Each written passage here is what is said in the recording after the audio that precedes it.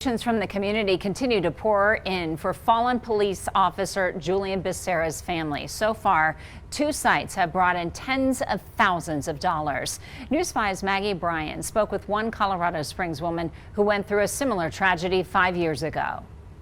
I sat down with Rachel Flick, who lost her husband Micah in the line of duty in 2018. She talked to me about what really makes a difference to families grieving a loss like this.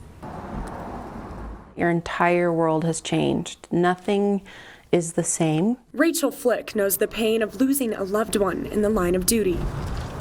Everything is kind of falling down around you because of the stress. Her husband Micah, an El Paso County Sheriff's deputy, was shot and killed in 2018. She says financial stress became a burden for her family. It was immediately scary to think, like, I don't know if we can pay the bills. Like, how am I going to provide for my kids? And the community was hugely influential and helpful in that space. She says donations from strangers through different foundations and funds helped immensely. Even the smallest of donations, she says, touched her heart. One of the gifts that I remember the most is a little Ziploc snack-sized baggie of quarters from a little girl. She was in 3rd or 4th grade, and she wrote a little note that this was from her piggy bank. And it was one of the most touching gifts that I received. Our community is once again showing up, this time in support of fallen Fountain police officer Julian Becerra's family.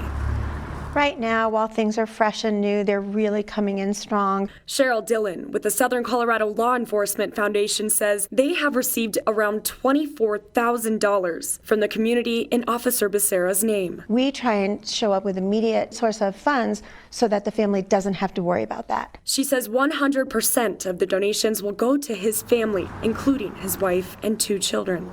Losing the father of your children is absolutely devastating. Flick says she went through the same pain with her 2 children. Showing up for your kids while you're grieving is probably one of the harder aspects of loss that you have to continue. You have to get up, you have to change diapers or get them to school. She says the donations are much appreciated, but it's the continued support months later that really makes a difference. One of the most powerful things that people did would be to put in important dates for my family, like my wedding anniversary, my children's birthdays, holidays that were coming, Father's Day.